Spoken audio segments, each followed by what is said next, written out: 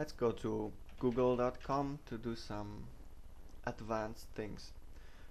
Okay, let's enter site.blog.outercard.com.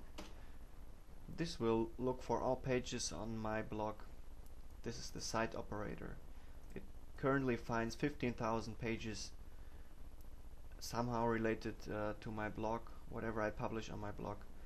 Mostly these are archive pages. Let's say I just want archive pages and not forum pages. I use the in URL operator and I add archive slash. So now it will look for all URLs containing this text here, including sites outside of my own server. For example, search engine results related to my blog, stuff like that.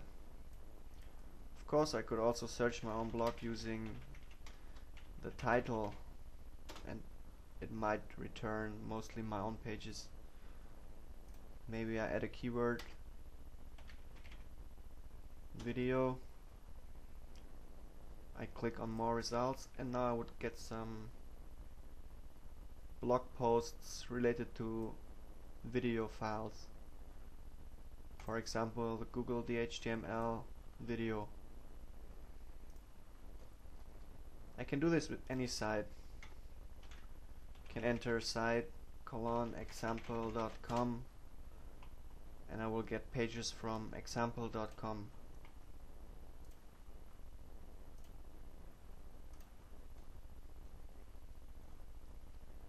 These aren't actually existing, it just looks like people link to example.com using these URLs, and so Google will index them.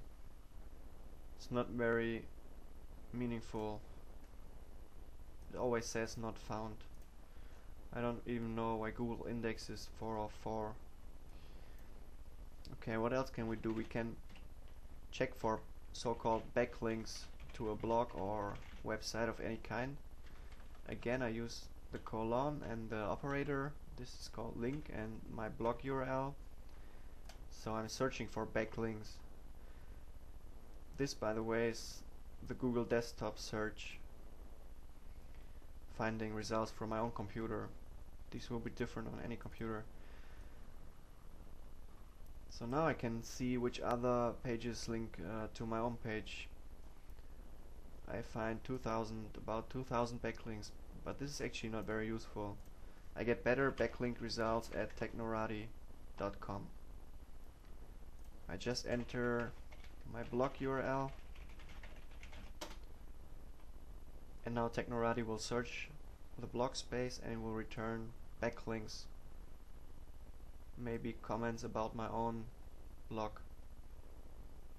I can click on the title of the post and it will take me to the place where the backlink was posted.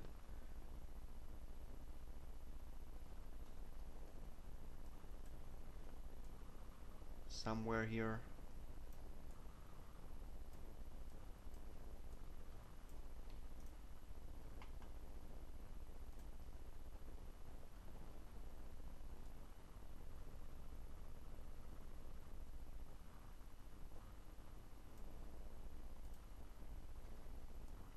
Another nice tool to check backlinks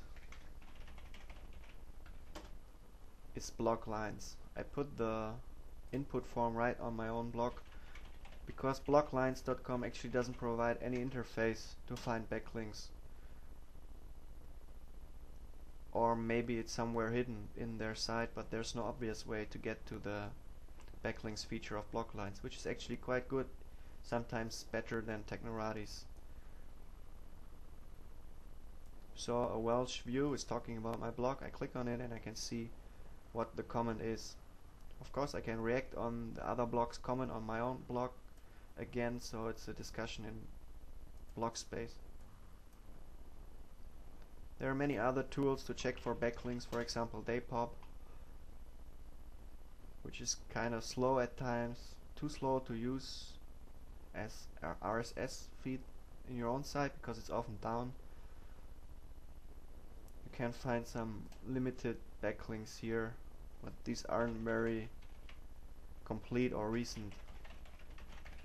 Let's enter my URL again and check. So it will say I have 16 citations, my rank by score is 601. I can't see any similar blogs because I'm not a sponsor of Daypop. I can see some related blogs like Boing Boing, and here are some citations, backlinks to my own blog. Feedster.com got a similar backlink search, again not very complete. I click on links, I enter my URL, I hit return. Feedster is temporarily down for maintenance. We'll be back soon, and here's some error message. Okay, so it doesn't really work.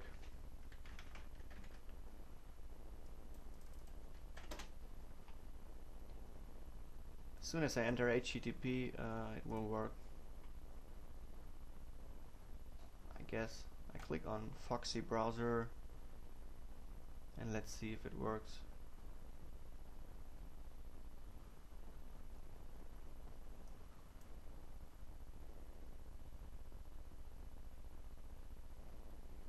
There's the backlink right here, which takes me to my own blog. Okay, let's go back to Google. So Google isn't very useful for backlinks. Of course, there's Google Images to look for images. Let's look for Google itself. We get a lot of pictures. Let's look for Google Images on Google Images, and we get these pictures. Sometimes in Google Images it's helpful to get rid of the word separator, the blank, because Google Images searches for file names as well, and sometimes people don't use any separators like a blank in file names. Usually they don't. So if we enter Google Images in one word, it will give different but still good results often. You can also use an underscore. Again, some maybe relevant results. Okay, back to the Google Web search.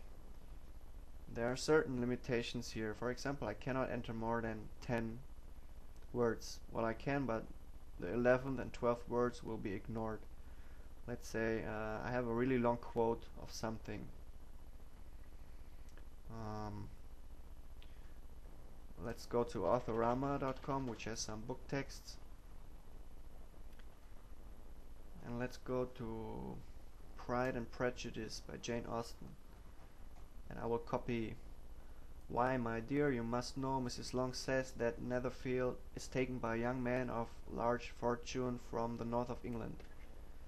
I go back to Google and I want to enter this in quotes.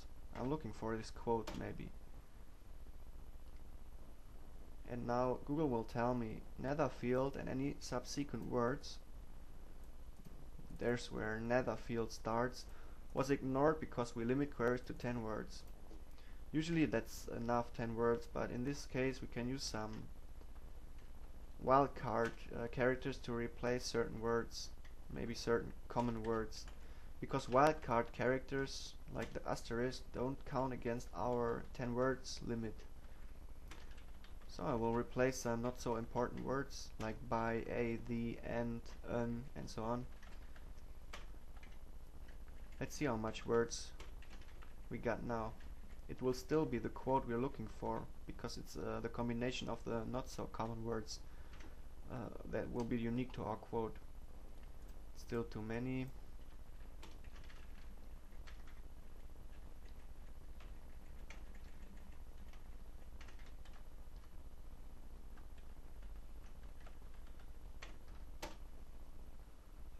Now Google doesn't complain, even though we have a very long text. Here you can see it. Why, my dear, you must know, Mrs. Long says that Netherfield is taken by a young man of large fortune from the north of England. You can see the whole text is bolded by Google. So it actually took the wildcard character, the my in this case after the y, and bolded it. It found this phrase. Let's see if my own page Authorama is here. No, it's not on the first result page. The so-called SERPs, the search engine result page. Nope, I can't find it. What else can you do on Google? You can enter calculations. I often do this to calculate stuff. For example, we can enter 14% of 200. What is this? 28.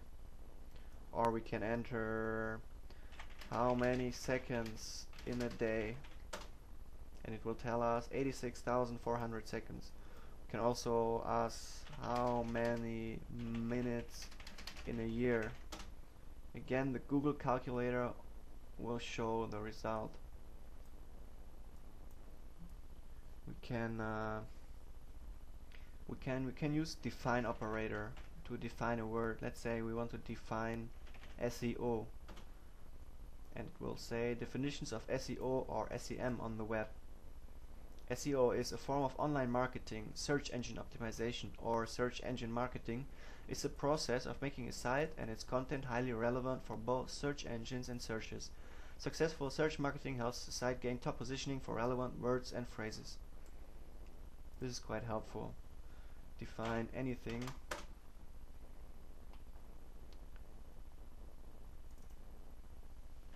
Define RSS. The RDF site summary is actually an extension of the RDF language, and so on and so forth. You can also let your handphone receive these definitions. You can send an SMS to Google.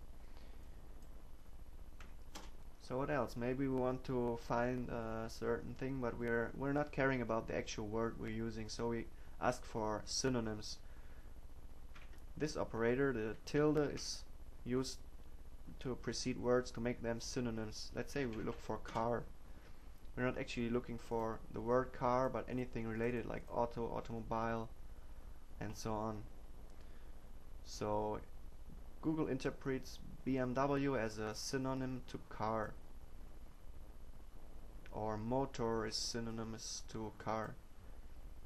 If we want to find all synonyms, we just use the minus operator. We say the synonym of car, but not the word car itself. Press return, and you can see there's no car in the result anywhere, well, except the sponsored links, which aren't always very fitting. We have automotive, racing, vehicle. Let's subtract automotive and racing as well. Now we get van. We subtract van as well, and BMW and motor. Now you can see the list of synonyms for car goes on and on. This will stop. This method of finding all synonyms will stop as soon as you hit 10 words, because of the 10 word limit mentioned before. Now, talking about car brands, there's a nice tool at labs.google.com sets, I believe, where you just enter certain things which form a bigger set. Let's say we enter BMW, Toyota, and Porsche. Now we click on large set, and you can see it will create a lot of car names for us: Porsche, Toyota, BMW, Nissan, Honda, Mazda, Ford, Mitsubishi, Volvo, Subaru, Audi, Jaguar, Volkswagen, and so on. You can do this for anything. labs.google.com/sets. This is often useful if you want to get a broader scope on something. Maybe you know 2 articles, but or 2 product items, and you want to know more. Then you enter everything you know here, and you let Google Sets complete the set for you. So if you just go to labs.google.com, you will find other tools as well. I find the sets tool the most valuable. You can find personalized web search here, Frugal Wireless, Google Compute, this is sort of grid computing. Share on many computers, they will calculate something helpful. Google Desktop Search, you can download this to search your own computer. Google Scholar, which will search websites for like PDF files stored on educational sites and so on. To the right here you will see the so-called graduates of labs, which means these are products that have gone public out of the labs and integrated into Google maybe.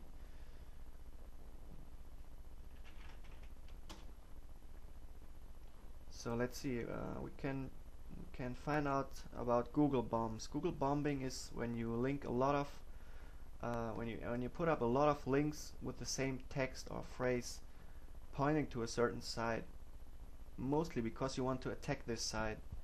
So use some words like let's see what Google bombs are there.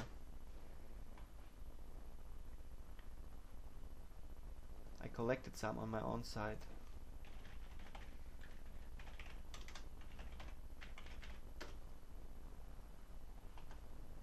Okay.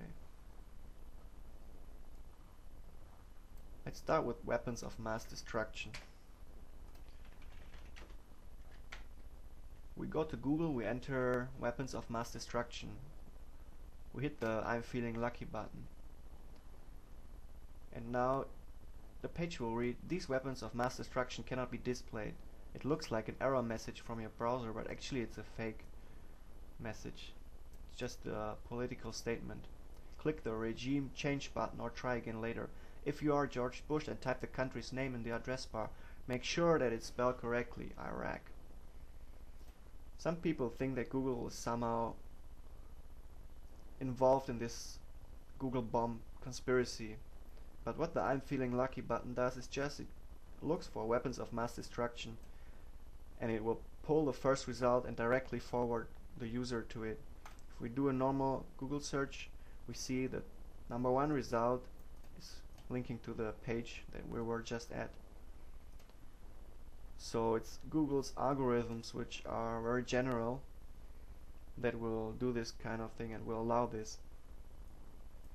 Again, all it takes is for a lot of people to use this link text to point to this site. Everybody can do a Google bomb, but if the word is very or the phrase is very common and very popular, then you won't be the only one linking to this site, so there will be a lot of competition. Which sort of brings us to search engine competitions. This is a form of Google bombing, but actually you're not attacking other people's site. You want to promote your own site or push your own site up the rankings. In a search engine contest, people will choose a certain random phrase which is unique on the web so far, or not even existing on the web so far. For example, currently running is the phrase seraphim prodal duck. If we look for this on Google, and some month ago it wasn't even available on Google on the web, if we look for this now, you can see there are 250,000 result pages.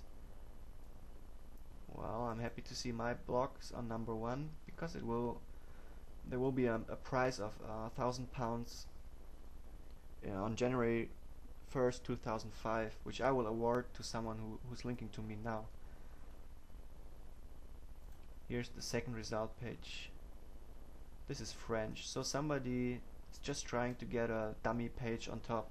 There's no real content, but in these search engine contests people can try out linking schemes and they can find out if it's important to put the word that you're targeting in the title. Apparently it's not so important, as you can see here. And people also on this occasion create so-called link farms, which is just a collection of many different pages put up to link to each other, so in order to increase their importance, their overall importance. You can see a good example here. This guy is using some dummy text, some random nonsense text, and he links together different sites. He links to pressborsen.dk, and I guess pressborsen.dk is another page that contains nonsense text and links back to this guy.